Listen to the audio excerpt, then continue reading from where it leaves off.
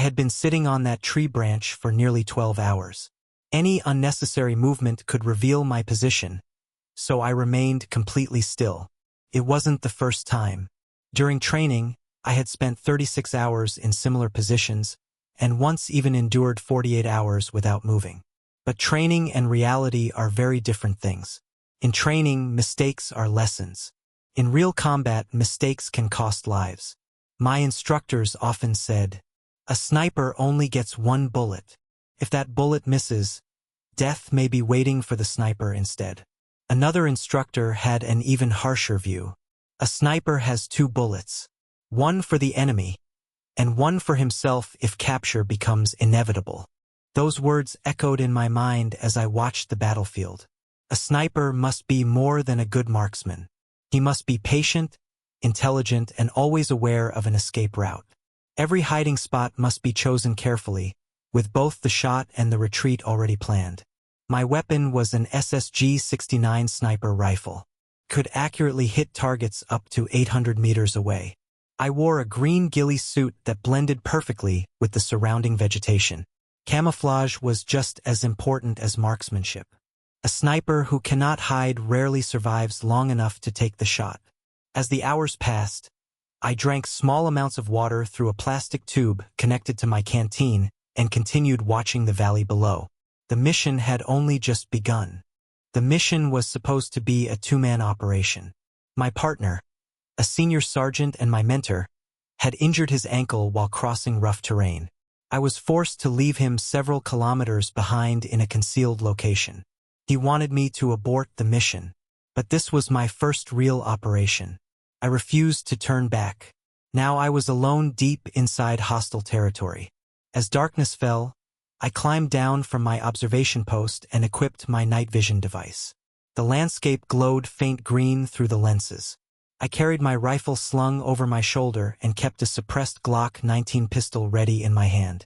Every sniper knows that a rifle is not enough. If the enemy gets close, survival depends on a sidearm. My water supply was running low, so I moved toward a mountain spring about 1.5 kilometers away. The night was cold. Snow-covered peaks surrounded the valley, and a freezing wind swept down from the mountains.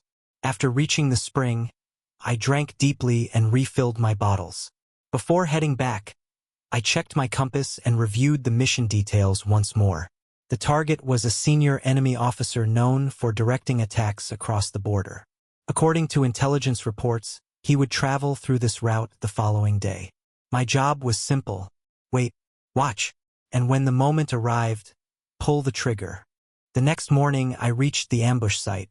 The road passed between large rocks that naturally forced vehicles to slow down. It was the perfect location.